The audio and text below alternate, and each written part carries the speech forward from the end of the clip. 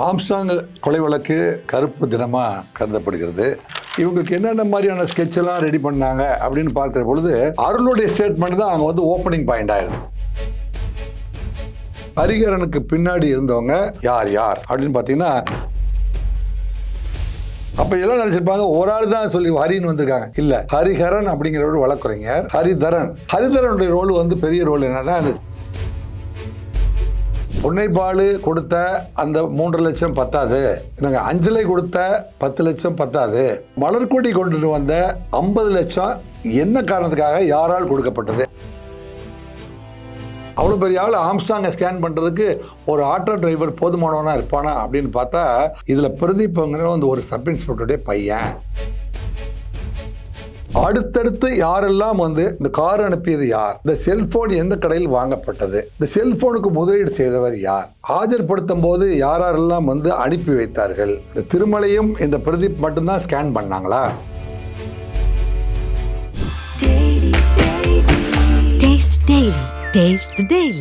வணக்கம் சார். வணக்கம்மா, சொல்லுங்க. இது ஆம்ஸ்ட்ராங் அவருடைய கொலை வழக்கானது நீண்டுகிட்டே போயிட்டு இருக்கு இல்லையா? இப்போ உள்ள என்னென்ன ஆஸ்பெக்ட்ஸ்லாம் இருக்குன்னு சொல்லி போலீஸ் தரப்புல விசாரிச்சுட்டு இருக்காங்க அப்படிங்கறத வந்து கொஞ்சம் டீடைல்டா சொன்னா நல்லா இருக்கும் சார். ஆம்ஸ்ட்ராங் கொலை வழக்கு கடந்த 5ஆம் தேதி அன்று அப்படிங்கிறது உலகத்துக்கு எல்லாருக்குமே தெரிந்த ஒரு கருப்பு தினமா கருதப்படுகிறது. ஏன் இந்த படுகொலை இவ்வளவு தூரம் வந்து பேசப்படுகிறது என்று சொன்னால், தமிழகத்துல சங்க இலக்கிய காலத்திலிருந்து இது போல மனிதனை, தனி ஒரு மனிதனை, ஒரு தலைவனா இருப்பவனை, தலைமை தாங்குகிறவனை வந்து கூலிப்படையை வைத்து இது போல் படுகொலை செய்தது இது புதுமை. இது மாதிரியான கொலை வந்து தமிழ்நாட்டுக்கு வேண்டாம் அப்படின்னு ஜனங்க நினைக்கிறதுனால தான் எப்படியாவது இவங்களெல்லாம் பிடிச்சி இதோடு நிறுத்திட மாட்டாங்களா? இந்த மாதிரியான அட்டூழியங்கள் எல்லாம் வந்து இது போன்ற சென்னை மாநகரம் இந்தியாவிலேயே வந்து தலை சிறந்த மாநகரமாக கருதப்படுகிற சென்னை மாநகரத்தில், சென்னையில் மாநகர காவல் அப்படிங்கிற ஒரு பெரிய காவல் இருக்குது. எங்கே பார்த்தாலும் ரோந்து வாகனங்கள், வண்ண விளக்குகளோடு வந்து ரோந்து காவலர்கள், சனிக்கிழமை வெள்ளிக்கிழமை ஆயிடுச்சுன்னா சிறப்பு செக்கப்பு, ஈவன் குடிபோதையில் கூட வந்து பாருக்கு போயிட்டு வீட்டுக்கு போய் சேர முடியாதுங்கிற அளவுக்கு ஒரு செக்கப். அப்படி போலீஸ் எல்லா இடத்துலையும் உஷாராக்குது, ஹெல்மெட்டை பிடிக்குது, ரெக்கார்டை பிடிக்குது, அப்படிலாம் நினச்சிட்டு இருக்கிற பார்த்துட்டு இருந்த காவல்துறையை சற்று ஏன் காவல்துறை எந்த இடத்தில் தவற விட்டது அப்படின்னு பார்க்க வேண்டி, அந்த தவற விட்ட கோணத்தை தான் வந்து பார்த்தீங்கன்னா எல்லோருமே அனைத்து மாநில தலைவர்களும் வந்து இல்லை இது போன்ற ஆணவ படுகொலைகள் காவல்துறையையும் நீதித்துறையையும் அரசு துறை 3மே வந்து சரியில்லைன்னு காட்டுது அப்படின்னு சொல்லிட்டாங்க. காவல்துறைக்கு ஏற்பட்ட ஒரு மிகப்பெரிய களங்கமா இது வந்து பார்க்கப்படுகிறது. நீதித்துறை எல்லாம் வந்து இத்தனை கொலை பண்ணிட்டு A+ கிளாஸ் சுத்துற ஆளுகளை எல்லாம் ஏன் நீதித்துறை இத்தனை நாள் தண்டிக்காம விட்டுச்சா, கண்டுக்காம விட்டுருச்சா, அல்லது உளவுத்துறை வந்து இவர்கள் எல்லாம் வந்து கண்காணிப்பதில் வந்து ஏதாவது தொய்வடைந்திருக்கிறதா என்னங்க போன்ற கேள்விகள் எல்லாம் வந்து எழுப்பிருச்சு. இப்போ வந்து அன்றைய தினம் ஆம்ஸ்ட்ராங் வீட்டுக்கு துக்கம் விசாரிக்க வந்த அனைத்து தலைவர்களுமே வந்து இதை பற்றி பேச வேண்டிய ஒரு சூழ்நிலையை ஏற்படுத்திய கொலை தான். அதில் பார்த்தீங்கன்னா கொதித்தெழுந்தவர்கள் அப்படின்னு பார்த்தீங்கன்னா மத்திய அமைச்சர் திரு முருகன், வானதி சீனிவாசன் அவர்கள், கம்யூனிஸ்ட் மாநில தலைவர் பாலகிருஷ்ணன், G.K. வாசன், நம்ம வைகோபால் சாமி, தினகரன், பன்னீர்செல்வம், அண்ணாமலை, சீமான், இன்னும் நம்ம குறிப்பிட அத்தனை மாநில தலைவர்களுமே கொதித்து எழுந்து கோட்டையை நோக்கி ஒரு கேள்வியை கேட்க ஆரம்பித்து விட்டார்கள். அதனால தான் வந்து ரிஃப்ளெக்ட் சேனலை சேர்ந்த நீங்களும் இந்த கேள்வியை வந்து மீண்டும் தொடர்ந்து கேட்டு வருகிறீர்கள்.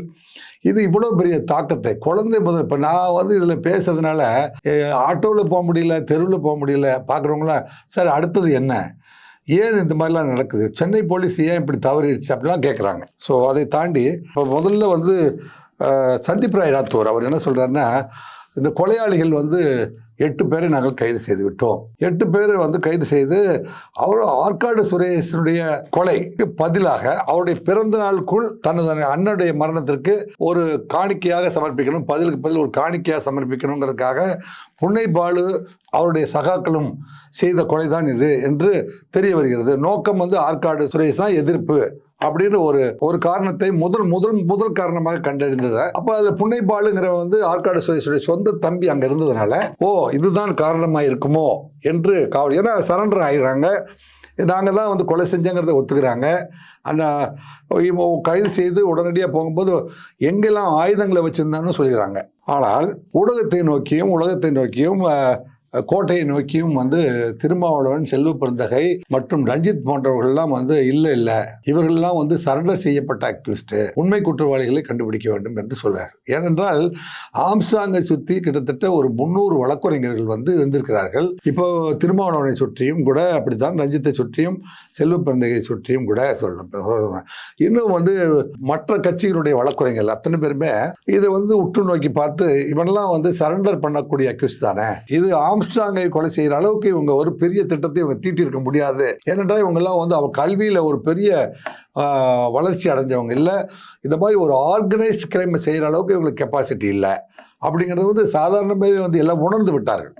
உணர்ந்ததுனால மறுபடியும் வந்து ஒரு சத்தம், இல்லை ஆம்ஸ்ட்ராங் உயரத்துக்கு சமமாக இவர்கள் ஆஜர்படுத்தப்பட்டவர்கள் இல்லை, உண்மை குற்றவாளிகளை கண்டுபிடிங்கள் அப்படின்னு போலீஸ் விழிச்சுக்குது. முதலமைச்சரும் வந்து என்னடா இது போன்ற சமூக ஊடகங்களில் அனைத்து அரசியல் கட்சி தலைவர்களுமே வந்து கேள்வி எழுப்புகிறார் என்றால் இதில் எந்த இடத்துல தவற விட்டோம் அப்படின்னு கூப்பிட்டு சந்தீப் ராய்நாத்தோட கேட்டால் அவர் வந்து இப்படி வந்து இவனுக்கு கன்ஃபெஷன் கொடுக்குறானு. கன்ஃபெஷன் கொடுக்குறோம், என்ன கொடுக்குறான், நாங்கள் கடந்த 3 மாதமாக திட்டம் போட்டோம்னு சொல்கிறான். முதல் நாள் இரவே அது தெளிவடைஞ்சிருது. எத்தனை நாள் திட்டம் போட்டாங்கன்னு கன்ஃபெஷன் ரெக்கார்ட் பண்ணுமே 3 மாதம் திட்டம் போட்டார்கள் என்று சொல்கிறார்கள். ஆனால் சந்தீப் ராய் ராத்தூர் என்ன சொல்கிறாருன்னா, என்கிட்ட வந்து இன்டெலிஜென்ஸ் டிபார்ட்மெண்ட்லேருந்து அப்படி ஒரு தகவலே இல்லைங்கிறார். ஸோ அந்த இடத்துல தான் வந்து இவ்வளவு பெரிய திட்டம் வந்து தகவலே வந்து சேகரிக்கவில்லையா, அல்லது சந்தீப் ராய் ராத்தூர் தவற விட்டாரா, அல்லது உளவுத்துறை வந்து அவருக்கு அப்டேட் பண்ணுறதுக்கு தவறியதா அப்படிங்கிற கேள்வி தான் வந்து முதலமைச்சர் விழித்துக் கொள்வதற்கான காரணமாக இருந்துச்சு. முதலமைச்சர் என்ன செஞ்சார், இது இப்படியே விட்டால் சரிப்பட்டு வராது, எனவே இந்த டீமை மாற்றணும் அப்படின்னு உடனடியாக முடிவெடுத்து அருண் அவர்களை பிளேஸ் பண்ணுறார். அருண் அவர்கள் வந்த உடனே அந்த டீம் 8 பேரையும் வந்து எக்யூப் பண்ணுறார். ப்ராப்பராக எக்யூப் பண்ணி அடுத்த கட்ட விசாரணைக்கு போங்க அப்படின்னா அங்கேயே வந்து அருளை எட்டி பிடிச்சிருது. இந்த கூட்டம் வந்து அருளை எட்டி பிடிச்சிருது. அருள் வந்து ஒரு வழக்குரைஞர் பேக்ரவுண்ட்லேருந்து வராரு. இவங்களுக்கு என்னென்ன மாதிரியான ஸ்கெட்செல்லாம் ரெடி பண்ணாங்க அப்படின்னு பார்க்குற பொழுது அருளுடைய ஸ்டேட்மெண்ட் தான் அங்கே வந்து ஓப்பனிங் பாயிண்ட் ஆயிடுது. அருள் வந்து என்ன செய்யறேன்னா, இந்த 6 செல்ஃபோனையும் வந்து கொடுத்துட்டு அவனும் வந்து சரண்டர் ஆகிறான். ஏன்னா புன்னைப்பாலுடைய மைத்துனர், எங்கள் மைத்துனர் வந்து எங்கள் மாமா தான். அவர் யார், ஆற்காடு சுரேஷ் வந்து எங்கள் மாமா. ஏன்னா புன்னைப்பாலுடைய மைத்துனர் எங்கள் உறவினரை கொண்டதுனால நான் வந்து இதுக்கு திட்டம் போட்டு கொடுத்தேன் அல்லது ஒத்துக்கிறேன். அருளுக்கு என்னென்னா சாதாரணமாக சரண்டராகி வெளியே வந்துடலான்னு அவர் நினச்சிட்டார். ஆனால் காவல்துறை வந்து அருள் போன்ற ஒரு அறிவாற்றல் மிகுந்த ஒரு அதிகாரியை நியமித்து நம்மளை ஸ்டேட்மெண்ட் எடுத்துருவாங்கன்னு தெரியாமல் வந்து அவன் சரண்டர் ஆகிட்டான். அவனுடைய ஸ்டேட்மெண்ட்டில் தான் வந்து பல்வேறு புதிர்கள் இந்த சமூக ஊடகங்களில் கேட்டாங்க பார்த்தீங்களா கேள்விகள், அந்த கேள்விகளுக்கெல்லாம் பதில் அளிக்கிற அளவுக்கு அருளுடைய ஸ்டேட்மெண்ட் இருந்துச்சு. அதாவது அருளுடைய ஸ்டேட்மெண்ட்டில் தான் வந்து ஜொமேட்டோ ட்ரெஸ்ஸை போட்டுட்டு வந்தால் ஆம்ஸ்ட்ராங்கை நெருங்க முடியும், வேற எந்த மாதிரியான மாட்டுடையில் போனாலும் அல்லது எந்த மாதிரி கலரில் போனாலும் ஆம்ஸ்ட்ராங் விழித்துக் கொள்வார். இப்போ வந்து ஜொமேட்டோ ட்ரெஸ்ஸில் நம்ம போனோம்னா நீங்கள் ஆர்டர் பண்ணீங்களா அப்படின்னு கேட்டால் அவர் வந்து அட்டென்ஷன் டைவர்ட் ஆகும். அந்த சந்தர்ப்பத்தை நம்ம பயன்படுத்தி சுற்றி வளைச்சிடலாம் அப்படின்னு நாங்கள் முடிவெடுத்தோம் அப்படின்னு அருள் சொல்கிறார். அதுதான் வந்து மிகப்பெரிய, ஏன்னா இவர் ஒரு வழக்குரைஞரை வந்து ப்ராக்டிஸ் பண்ணியிருக்காரு. அவர் தான் வந்து இந்த மாதிரியான கேமஃப்ளாஜ் பண்ணி வந்து அவர்கிட்ட போய் மாட்டுடையில் உள்ளே போய் நம்ம ஆர்டர் பண்ணினீங்கன்னா கேட்டுட்டு, சரி இதெல்லாம் எப்படி ஆர்கனைஸ் 10 பேர் வந்து வெளியில் நிற்கணும், பார்த்துக்கணும். ஆம்ஸ்ட்ராங்க்கு வந்து வேற யாரும் வந்து தடுத்து விடாமல் பார்த்து விடுறது ஒரு டீம் ரெடி பண்ணியிருக்கோம். 6 பேர் உள்ளே போனோம், வெட்டணும் அப்படின்னு சொல்கிறாருங்களேன். அப்போ கணக்கே உதைக்குது. ஆஜர்படுத்தப்பட்டவர்கள் 8 பேர், 16 பேருக்கு இப்போ கணக்கு வரும். இப்போ 16. நம்ம அப்பிருந்தே வந்து ஊடகங்கள் என்ன சொன்னால், இது வந்து இப்போ எல்லாருடைய கேள்விக்கும் சேர்த்து பதில் என்னன்னா அருளுடைய இதில் தான் வந்து மீதி 6 பேரை கொண்டு வருது. அஞ்சலிக்கு வந்து காரணம் இருந்துச்சு. ஏன்னா ஆற்காடு சுரேஷுடைய மனைவியாகவும் காதலியாகவும் இருந்தவர் அஞ்சலை. ஸோ அஞ்சலிக்கு தன்னுடைய ஆசை கணவன் அல்லது காதலர் இறந்து விட்டார் அப்படிங்கிறதுனால பழி தீர்க்கணும் அப்படின்ட்டு அஞ்சலை இதுக்கு ஃபினான்ஸ் பண்ணாங்க அப்படின்ட்டும், பொன்னைப்பாலு வந்து ஆற்காடு சுரேஷுடைய பிரேஸ்லெட்டை விற்று வேலூரில் போய் ஒரு கூட்டம் போட்டு அந்த செலவுக்கான தொகையை அங்கிருந்து தான் தொடங்கணும் அப்படின்னு, தொடக்கமே அங்கே தான் ஆற்காடு சுரேஷுடைய பிரேஸ்லெட்டை விற்று வேலூரில் ஆரம்பித்து தான் அங்கே தான் பிளானிங் ஹேட்ச் ஆகுது. அப்புறம் மீதி பணம் நான் கொடுக்குறேன்னு அஞ்சலை வந்து சொன்னாங்க. அப்போ அங்கேருந்து வந்து ஒரு திட்டம் தயாராச்சு. அப்படிங்கிறது தெரிஞ்சு போச்சு. ஆக இப்படி ஒரு திட்டம்னா நீங்கள் வந்து இப்போ அதே இடத்துல போய் கார் எடுத்துட்டு அங்கேருந்து வரணும். இவங்க வந்து திருவள்ளூர் மாவட்டத்தில் போய் நம்ம சரண்டர் ஆகலாம் அப்படின்னு திட்டம் போட்டிருக்காங்க.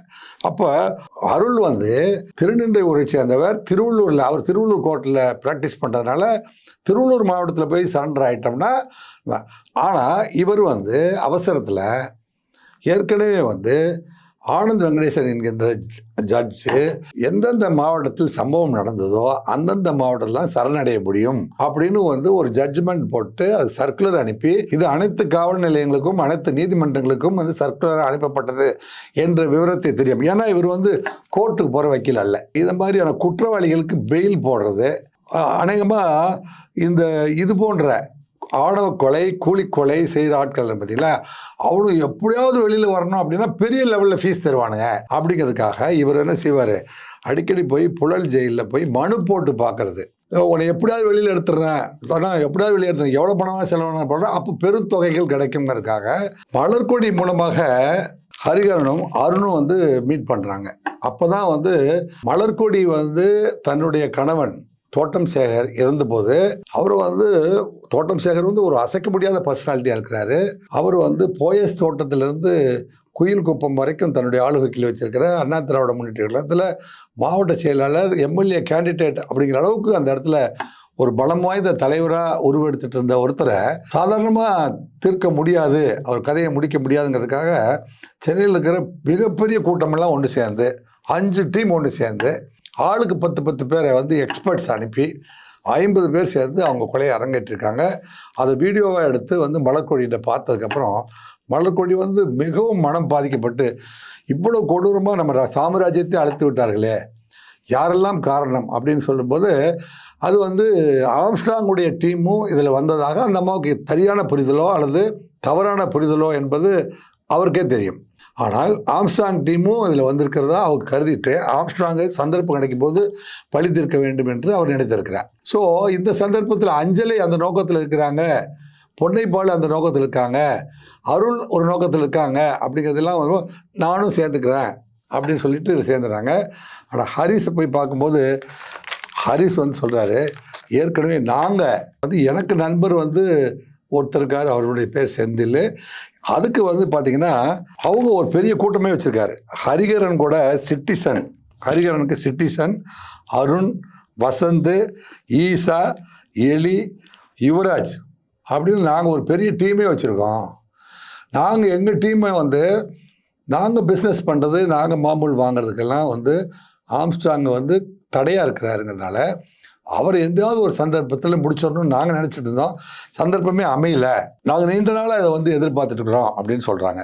அந்த சமயத்தில் இந்த டீமும் அந்த டீமும் கைகோர்க்குது. இப்போ தான் அந்த ஆஜர் வந்தவங்கலாம் வந்து சரியில்லைன்னு சொன்னாங்க பார்த்தீங்களா. 8 பேர் ஆஜர்படுத்தும் போது பொதுமக்கள் அத்தனை பேரும் சரியில்லை, உயரம் சரியில்லை, அகலம் சரியில்லை, நாலேஜ் சரியில்லை, ஆன் பார் வித் ஆம்ஸ்ட்ராங் இந்த டீம் சரியில்லை அப்படின்னு சொல்லும்போது வேறு டீம் இருக்குது அப்படின்னு சொல்கிறத ப்ரூவ் பண்ணது ஹரிஹரன் தான். ஹரிஹரன் வந்து எப்படி பிளான் பண்ணலாம், இவ்வளோ பெரிய பொதுமக்கள் மத்தியில் இவ்வளோ பெரிய எப்போவுமே வந்து தற்காப்புக்காக 25 பேரை வைத்திருக்கிற ஒரு மனிதனை எப்படி பிளான் பண்ணலாங்கிறதுக்கு 3 மாதமாக திட்டம் தீட்டியிருக்கிறார்கள். அப்படி தீட்டப்பட்ட திட்டம் தான் அரங்கேற்றப்பட்டது அன்றைய தினம். ஸோ ஹரிஹரா இப்போ நம்ம வந்து சீனுக்கு வந்தோம்னா இப்போ 2 குரூப் எப்படி ஆப்ரேட் பண்ணுச்சு அப்படின்னு பார்த்தா, ஹரிஹரனுக்கு பின்னாடி இருந்தவங்க யார் அப்படின்னு பார்த்தீங்கன்னா, ஹரிஹரனுக்கு பின்னாடி மணலி மாத்தூர் வக்கீல் சிவா அப்படின்னு ஒருத்தர், இன்னொருத்தர் வந்து ஏற்கனவே அண்ணா திராவிட முன்னேற்ற கழகத்தில் கவுன்சிலராக இருந்த ஹரிதரன்.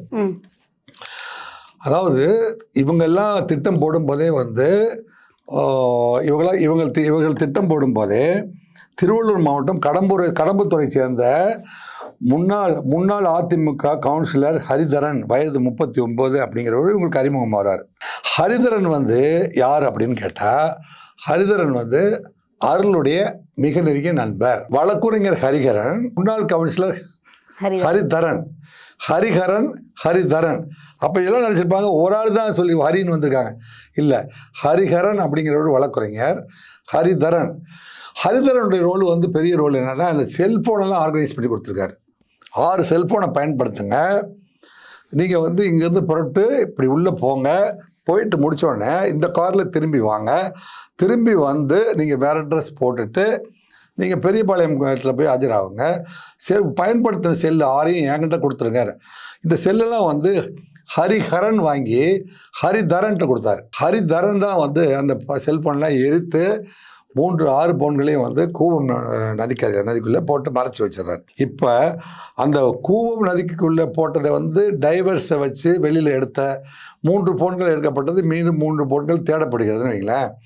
இந்த 3 6 அப்படின்னு பார்த்தீங்களா, அந்த 6 செல்ஃபோனுடைய தரவுகளை எல்லாம் வந்து சைபர் கிரைமில் கொடுத்தாவே அவங்க வந்து எத்தனை நாட்கள் திட்டம் போட்டார்கள், யாரெல்லாம் தொடர்பில் இருந்தார்கள் அப்படிங்கிறத வந்து கண்டுபிடித்து விட முடியும்.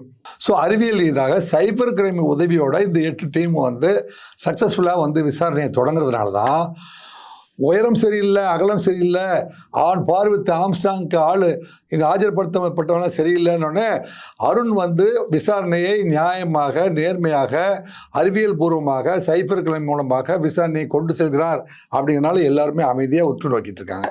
அதுதான் இன்றைய ஸ்டேஜ். இப்போ மாயாவதி அவர்கள் கூட வந்து 50 வழக்குரைஞர்களை இப்போ வந்து போட்டு இப்போ திரு ஆனந்தன் அப்படிங்கிறவர் வந்து இப்போ பிஎஸ்பியுடைய மாநில தலைவராக போட்டிருக்காங்க பார்த்தீங்களா.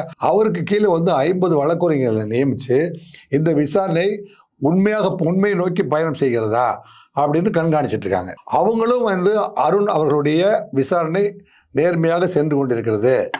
அவர்கள் யாருக்கும் புரியாத புதிர், இவருக்கு ஃபினான்சியர் யார் அப்படின்னு ஒரு கேள்வி எல்லார் மத்தியிலும் இருக்குது பார்த்தீங்களா. பொன்னைப்பாலு கொடுத்த அந்த 3 லட்சம் பத்தாது, நாங்கள் அஞ்சலை கொடுத்த 10 லட்சம் பத்தாது, இந்த மலர்கொடி கொண்டு வந்த 50 லட்சம் என்ன காரணத்துக்காக யாரால் கொடுக்கப்பட்டது அப்படிங்கிறது கேள்வியாக இருக்குது. என்னங்க அப்படின்னா மலர்கொடி தான் பணம் கொடுத்தாங்க அப்படின்னா இவர் யார்? மணலி மாத்தூர் வக்கீல் சிவா யார்? இவர் ஏன் பணம் கொடுத்தார்? மாத்தூர் வக்கீல் சிவாவுக்கும் இந்த கூட்டத்திற்கும் என்ன காரணம் இருக்குது? சிவாவை வந்து நெருங்கி சிவாவுடைய கன்ஃபெஷனை ரெக்கார்ட் பண்ணியிருக்காங்க. சிவா பின்னாடி யாரெல்லாம் உதவி பண்ணாங்க அப்படின்ட்டு சிவாவுடைய இப்போ மணலி மாத்தூர் சிவாவுடைய இதில் வந்து பார்த்தீங்கன்னா பிரதீப் அப்படிங்கிறவனும் வந்து ஏற்கனவே ஆற்காடு சுரேஷருடைய உறவினர் அதே பகுதியில் வச்சிருக்கான். எங்கே பெரம்பூரில் ஆம்ஸ்டாங் வீட்டு பக்கத்தில் வச்சுன்னு ஆம்ஸ்டாங் காலையில் வருவார். அப்புறம் சாயந்தரம் வந்து எவ்வளோ தூரம் வீடு கட்டிட்டு இருக்கிற வீடு பார்க்க வருவார். வரும்போது கூட்டம் இல்லாமல் வருவார். யார்? இந்த உழவு பார்த்ததுல முக்கியமான ஆட்களில் பார்த்தீங்கன்னா திருமலை என்கின்ற ஆட்டோ டிரைவர். ஒரே ஆள் போய் சிங்கிளா வந்து அவன் இவ்வளோ பெரிய ஆளை ஸ்கேன் பண்ணிட்டானா? அதுலேயும் பத்துலையே அவ்வளோ பெரிய ஆள் ஆம்ஸ்டாங்கை ஸ்கேன் பண்ணுறதுக்கு ஒரு ஆட்டோ டிரைவர் போதுமானவனா இருப்பானா அப்படின்னு பார்த்தா இதில் பிரதீப்ங்கிற வந்து ஒரு சப் இன்ஸ்பெக்டருடைய பையன். அவன் ஹோம் கார்டில் வேலை பார்த்து போலீஸ் கூட இன்டராக்ட் ஆனவன். போலீஸை பார்த்தா சரியா பயம் இல்லாம உள்ள போறவன். அப்ப அவனுக்கு வந்து ஆம்ஸ்டாங்கை ஸ்கேன் பண்றதுல பயம் இல்லை அப்படிங்கிற அளவுக்கு இன்னைக்கு சென்று நிற்கிறது. எண்ணிக்கை 18 தொட்டு விட்டது. எனவே அருண் அவர்களுடைய டீம் தனிப்படை விசாரணையை பொறுத்தவரை ஒவ்வொரு குற்றவாளிகளிடமிருந்தும் 3, 4 பக்கம் அல்லது 5 பக்கம் 10 பக்கங்களுக்கு மேல் வந்து ஒரு கூர்மையான அறிவுள்ள விசாரணை அதிகாரிகளை போட்டு அத்தனையுமே மைனூட்டா வந்து ரெக்கார்ட் பண்ணிட்டு இருக்கிறதுனால அடுத்தடுத்து யாரெல்லாம் வந்து இந்த கார் அனுப்பியது யார், இந்த செல்போன் எந்த கடையில் வாங்கப்பட்டது, இந்த செல்போனுக்கு முதலீடு செய்தவர் யார், ஆஜர்படுத்தும் போது யாரெல்லாம் வந்து அனுப்பி வைத்தார்கள், யாரெல்லாம் வந்து ஸ்கேன் பண்ணும்போது இவங்க மட்டும்தான் இந்த திருமலையும் இந்த பிரதீப் மட்டும்தான் ஸ்கேன் பண்ணாங்களா, இதுக்கு மேலே யாராவது ஸ்கேன் பண்றதுக்கு அவரை வாட்ச் பண்றதுக்கு உதவி பண்ணாங்களா போன்ற முக்கிய தரவுகள் எல்லாம் வந்து இப்போ வந்து ரெக்கார்ட் பண்ணிட்டு இருக்காங்க. எனவே இந்த விசாரணை நல்லபடியாக போயிட்டு இருக்கிறதுனால தமிழ்நாடு அரசிற்கும் சென்னை மாநகர காவல்துறைக்கும் நற்பெயரை பெற்று தந்து கொண்டிருக்கிறது. நான் மாயாவதி அவர்களுடைய வழக்குரைஞர்கள், அவர்கள் தற்போது நியமித்துள்ள வழக்குரைஞர்களும் உங்களை போன்ற ஊடகவியலாளர்களும் தலைமறைவாக இருக்கின்ற எதிரிகளான சிசிங் ராஜா என்ன சொல்கிறார் அப்படிங்கிறத வந்து எல்லாருமே உற்று நோக்கி கொண்டிருக்கிறோம்.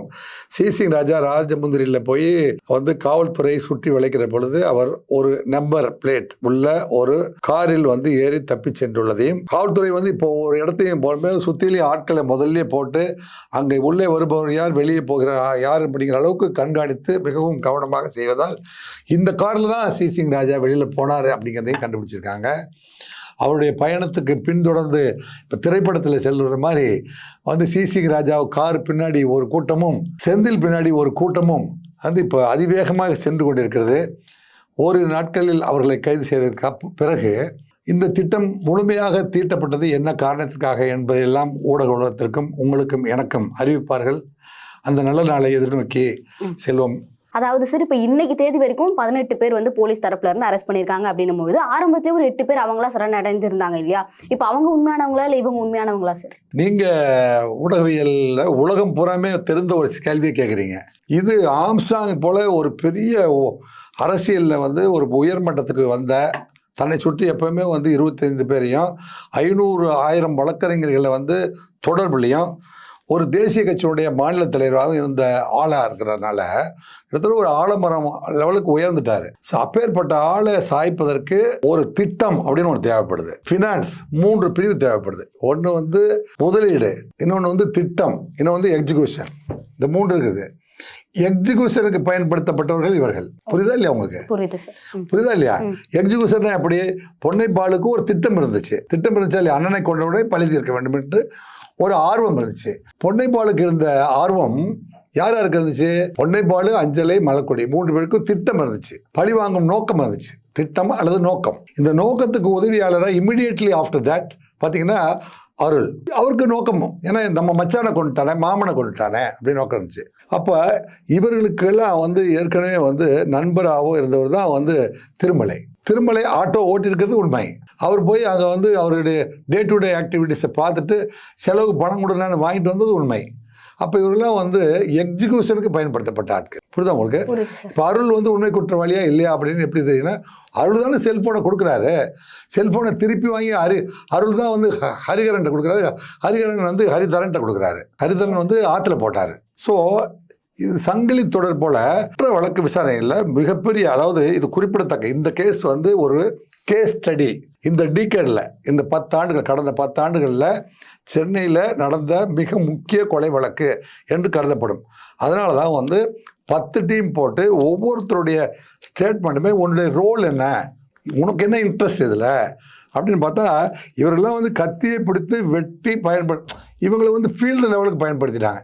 ஸோ பிளானிங் அப்படிங்கிறது ஒரு இடத்துல நடக்குது இல்லைங்க. ஃபினான்ஸ் ஒரு இடத்துல, ஃபினான்ஸ், பிளானிங், எக்ஸிக்யூஷன் அப்படின்னு 3 பிரிவுக்கு இவ்வளவு பெரிய ஆளுமையை வெட்டி சாய்ப்பதற்கு 3 பிரிவுகள் பணியாற்றுச்சு. அதில் இவங்க 3வது பிரிவா, இவங்க முதல் பிரிவாக வந்தவர்கள் இப்போ 3வது பிரிவாக மாறுறாங்க. 2வது பிரிவில் யார் இருக்காங்க? முதல் பிரிவு ஃபினான்ஸ், 2வது பிரிவு ஹரிகரன் அண்ட் கோ. இவங்க வந்து 3வது பிரிவாக மாறிட்டாங்க. இவங்களும் குற்றவாளிகள் தான். இவர்கள் 3ஆம் தர குற்றவாளிகள், 2ஆம் தர குற்றவாளிகள், முதல் தர குற்றவாளிகள் என்று பிரித்து காவல்துறை வந்து சரியாக வந்து அடையாளம் காட்டிட்டு இருக்கு. Okay sir. ஆரம்பத்தில் வந்து ஆருத்ரா கோல்டு அப்படிங்கிற பேர் வந்து இந்த கேஸில் அடிபட்டுக்கிட்டே இருந்துச்சு. இப்போ சுத்தமாக அந்த பேர் உள்ளே வரல அப்படிங்கிறதுக்கு என்ன காரணம் சார்? ஃபினான்ஸ் நான் சொல்கிறேன்ல, முதலீடு அப்படின்னு ஒன்று இருக்குது. முதலீடு அதுக்கு வருவாங்க, காவல்துறை வரத்தான் போகிறாங்க. இப்போ வந்து இப்போ பொன்னைப்பாலுடைய பணமோ அல்லது பொன்னைப்பாலு அவங்க அண்ணனுடைய பிரேஸ்லெட்டு விற்று பணம் கொலை செய்ய பயன்படுத்த பத்துமா? ஏன்னா இதில் 16 பேர் இன்வால்வ் ஆகியிருந்தா, கார் எடுத்துகிட்டு போகிறதுக்கு, திருப்பி வர்றதுக்கு, 10 தடவை மீட்டிங் போடுறதுக்கு, ஸ்கேன் பண்ணுறதுக்கு எல்லாம் கொடுத்த பணம் வந்து எக்ஸிக்யூஷனுக்கு முழுமையாக பத்தாது. அப்போ டீம் சி உங்கள்கிட்ட வந்துருச்சு, டீம் பி வந்துச்சு, டீம் ஏ வந்து யாருங்கிறத வந்து கண்டிப்பாக நெருங்காமல் விட மாட்டார்கள் காவல்துறை. அதாவது டீம் ஏல தான் ஏபிசின்னு வச்சுக்கங்களேன். டீம் ஏ ஃபினான்சியர், இவங்க எல்லாத்தையும் முடிச்சுட்டு யார் அந்த ஃபினான்ஸுங்கிற போது ஆருத்ராவுடைய பணத்தை திருப்பி கொடுக்கலாம் என்று சொன்னவர் ஆம்ஸ்ட்ராங், திருப்பி கொடுக்கக்கூடாது என்பவர் என்று சொன்னவர் ஆற்காடு சுரேஷ் இந்த பணத்தை திருப்பி கொடுக்க வேண்டாம் என்று சொன்னார் ஆருத்ராவில். ஆம்ஸ்ட்ராங் வந்து இந்த பணத்தை திருப்பி கொடுக்கலாம்னு சொன்னார். இங்கே தான் ஒரு பகை. இப்போ அது போனீங்கன்னா ஆற்காடு சுரேஷ் கொலை செய்யப்படுவதற்கு அதுதான் காரணமாச்சு. இந்த கொலைக்கு பிறகு ஆற்காடு சுரேஷ் கொலையை நம்ம வந்து விட்டு நோக்கி பார்த்தால் அங்கே தான் வந்து ஹரீஷ், ராஜசேகர் 2 பேர் வர்றாங்க. அந்த ராஜசேகர் ஹரீஷும் வந்து அந்த காரணத்துக்காக ஃபினான்ஸ் வந்து இந்த பக்கம் டிரான்ஸ்ஃபர் ஆச்சா இல்லையா என்பதை சொல்ல வேண்டியது காவல்துறை. Okay sir. தொடர்ந்து அந்த ஏரியாவில் வந்து 30 ஹேபிச்சுவல் ரவுடிஸோடைய நடமாட்டமானது இருந்திருக்கு அப்படின்னு சொல்லி இப்போ கண்டுபிடிக்கிறாங்க அப்படின்னும்போது, அப்போ வந்து போலீஸ்னாலையுமே அந்த நடமாட்டத்தை கண்டுபிடிக்காம போனதுக்கும், அதாவது ஆம்ஸ்ட்ராங் அவர்களுமே அவர் கூட நிறைய ஆட்களை வச்சுக்கிட்டு இருக்கிறவர் தான். ஸோ அவராலையுமே இதை கண்டுபிடிக்க முடியல அப்படிங்கிறதுக்கு காரணம் என்னது சார்? இல்லைம்மா, சென்னை பொறுத்த வரைக்கும் 4000 ரவுடிகள் இருக்காங்க. 4000 ரவுடிகளே வந்து காவல்துறை வந்து இது வந்து காவல்துறைக்கு வந்து மென் பவர் பத்தாமல் இருக்குது அப்படிங்கிறது ஒரு விஷயம். டே டு டே ஆக்டிவிட்டீஸை மட்டுமே வந்து பார்க்க வேண்டிய காவல்துறை வந்து காவல்துறையில் பார்த்தீங்கன்னா 222 பேர் ஐக்கிய நாடுகள் சபையில் பரிந்துரையின்படி 1,00,000 பேர் கண்காணிக்கிறதுக்கு 222 பேர் இருக்கணும். 202 பேர் இருக்கணும். இப்போ வந்து போலீஸ் கமிஷன் பரிந்துரைப்படி 181 பேர் இருக்கணும். 181 பேர். ஆனால் தமிழ்நாட்டில் இருக்கிறது வந்து 131 பேர் தான் 1,00,000 பேர் பார்க்குறாங்க. அதில் 31 பேர் தனி அலுவலாக போயிட்டா 1,00,000 பேருக்கு 100 பேர் தான் இருக்காங்க. இது வந்து தான் அரசை நோக்கிய கேள்வி. அரசுக்கு பரிந்துரை என்னவென்றால், on par with the population இந்த அரசு இந்த போலீஸ் டிபார்ட்மெண்ட்டுடைய ஸ்ட்ரென்த்தை வந்து இன்க்ரீஸ் பண்ணி ஆக வேண்டும். இது சம்பந்தமாக இதுக்கு முன்னாடி இருந்த டைரக்டர் ஜெனரல் ஆஃப் போலீஸ் போன்றவெல்லாம், குறிப்பாக தலைமை காவலர்கள் எல்லோரும் பார்த்திங்கன்னா, நாங்கள் வந்து 25 வருஷம் சர்வீஸ் பண்ணாலும் ஏட் ஆகி அப்படியே இருந்து நாங்கள் ரிட்டையர்ட் ஆகி போயிடுறோம், ஒரு எஸ்ஐ கூட ஆக முடியல அல்லது இன்ஸ்பெக்டர் ஆக முடியல அப்படின்னு அப்பப்போ தலைமை காவலர்கள்லாம் வந்து மனு கொடுக்குறதும், வாட்ஸ்அப்பில் பேசுகிறதும், அவங்க பேசினா பிரச்சனை ஆகணும் அவங்க மனைவியை வச்சு பேச வைக்கிறதும், இது எதுவுமே வந்து அரசின் காதுகளுக்கு சென்றது. இது அனைத்துமே அரசுக்கு காதுக்கு சென்றது. இப்போ திரு சைலேந்திர பாபு அவர்கள் என்ன சொன்னார்னா, இதுக்கு ஒரு தீர்வு காண வேண்டும் என்றால் எல்லா எஸ்ஐ மேண்டு ஸ்டேஷனையுமே வந்து இன்ஸ்பெக்டர் மேண்டு, ஏன்னா இங்கே அறிவியல் வளர்ச்சி, இது போன்ற ரவுடிகளுடைய எண்ணிக்கையுடைய வளர்ச்சி, இதெல்லாம் கண்ட்ரோல் பண்ணோம்னா இன்ஸ்பெக்டர் மேண்டு ஸ்டேஷனாக மாற்றணும் அப்படின்ட்டு 500 வேக்கன்சியை ஃபில் பண்ண சொல்லி திரு சைலேந்திர பாபு அவர்கள் அரசுக்கு ஒரு பரிந்துரையை அனுப்பினார். அங்கே வந்து தமிழக முதல்வர் கூட வந்து இதை செஞ்சிடலாம் அப்படின்னு முடிவு பண்ணுறாரு. அதுக்கு இந்த கணக்கு பிள்ளை அப்படி சொல்லுவாங்கள்ல, இந்த ஃபினான்ஸ் டிபார்ட்மெண்ட்டு, சார் நம்மகிட்ட பணம் இல்லை, இந்த ஃபினான்ஸ் டிபார்ட்மெண்ட்டெல்லாம் வந்து முதல்வர் எல்லாம் வந்து யோ இதை செய் அப்படின்னு சொல்லுவான். என்னப்பா பண்ணலான்னு கேட்டாருன்னீங்களேன், கதை முடிஞ்சது. ஏனென்றால் காவல்துறை வந்து அதாவது மாநில உள்துறையை கையில் வைத்திருக்கிற முதல்வர் தான் வந்து இப்போ பொதுமக்களுடைய கேள்விக்கு பதில் சொல்ல வர வேண்டியவராகிறார். காவல்துறையில் எந்த இடத்துல ஃபெயிலியர் நடந்தாலும் அதுக்கு பொறுப்பானவராகவும் பதில் சொல்ல வேண்டியவராகவும் இருக்கிறவர் வந்து முதலமைச்சர். ஆக முதலமைச்சர் வந்து இந்த மாதிரி இன்டெலிஜென்ஸ் எல்லாம் வந்து இவ்வளோ பெரிய 4000 ரவுடிகளை வைத்திருக்கிற ஒரு ஊரில் வந்து சந்தீப் ராய் ராத்தூர் வந்து இதை பற்றி தகவலே எனக்கு வந்து சேரவில்லை, ஆம்ஸ்டாங்க இத்தனை பேர் வந்து இவ்வளோ மாதங்கள் வந்து கொலை செய்ய போட்ட திட்டம் பற்றி எனக்கு இன்டெலிஜென்ஸ் பிரிவிலிருந்து எனக்கு எந்த தகவலும் தெரிவிக்கவில்லை என்று ஸ்டேட்மெண்ட் கொடுக்குறாரு. அது காரணம் வந்து இந்த ஸ்ட்ரென்த்து பற்றாக்குறை அல்லது ஸ்கேன் பண்ணுற அளவுக்கு வந்து அவங்க எக்யூப் ஆகலை அப்படின்னா இதை வந்து பெரிய ஆராய்ச்சிக்கு உட்படுத்தி காவல்துறைக்கு தேவையான ஸ்ட்ரென்த்து போட்டால் தான் சென்னையில் இருக்கிற 4000 ரவுடிகளையும், தமிழ்நாட்டில் வந்து பார்த்திங்கன்னா 26,000 ரவுடிகள் இருக்காங்க. எத்தனை ரவுடிகள்? 26,000. 26,000 ரவுடிகளை 546 தனிப்படைகளை போட்டு ஏடிஜிபி லாண்டான தற்போது கண்காணிக்க சொல்லியிருக்காரு. சென்னையில் மட்டும் 4000 ரவுடிகள் இருக்காங்க. சென்னையில் எத்தனை ரவுடிகள் இருக்காங்க தெரியுங்களா? A+ ரவுடிகள். A+ ரவுடிகள் 64 பேர் இருக்காங்க. 64 பேரில் 24 பேர் தான் உள்ளே இருக்காங்க. 40 A+ வந்து சென்னைக்குள்ளே வலம் வந்து கொண்டிருக்கிறார்கள். எவ்ரி டே வந்து இது 1 to 40 என்ன தான் பண்ணிட்டு இருக்காங்க அப்படிங்கிறத வந்து ரொம்ப பர்சனலாக வந்து கவனிச்சா தான், கவனிக்காமல் ஒரு நிமிஷம் விட்டால் கூட இவர்கள் ஏன்னா அவங்களுக்கு புறமே A+, எந்த நேரத்தில் யார் வேணாலும் கொலை செஞ்சிடலாம், எந்த இடத்துல யார் வேணாலும் கடத்தலாம் அல்லது கொலை முயற்சி செய்யலாம், ஆள் கடத்தல் பண்ணலாம். அப்படிங்கிற ஆபத்தான ரவுடிகள் தான் இந்த 40 பேர் சென்னைக்குள்ள இருக்கிறவங்க. ஸோ இந்த ரவுடிகள் எல்லாம் கண்காணிக்கிறதுக்கு மிகப்பெரிய டீம் தேவைப்படுது. இப்போ மாநில முதல்வர் ஃபில் பண்ணாமல் இருக்கிறதுனால தானே காவல்துறை சரியில்லை, நீதித்துறை சரியில்லைன்னு சொல்கிறாங்க. இந்த பேர் வந்து அரசுக்கு பொருந்தும்ல. அதனால் அரசு வந்து இந்த கெட்ட பேரே வராத அளவுக்கு எக்யூப் பண்ண வேண்டிய ஒரு சூழ்நிலையை வந்து படம் பிடித்து காட்டினது தான் இந்த ஆம்ஸ்டாங்குடைய கொலை. இந்த கொலை வந்து இது போன்ற தீர்வுகள் எல்லாம் வர அளவுக்கு ஒரு பெரிய கேள்வியை நீங்கள் கேட்டீங்க. இந்த கேள்வியை கேட்டதுனால வந்து தமிழக அரசுக்கு இவ்வளோ பெரிய டிப்ஸ் கிடைச்சிருக்குது. எதிர்கால தமிழகம் வளமான தமிழகமாக மாறுவதற்கான இந்த கேள்வியை கேட்டதற்கு நன்றி, வணக்கம். நன்றி சார். Taste the Daily.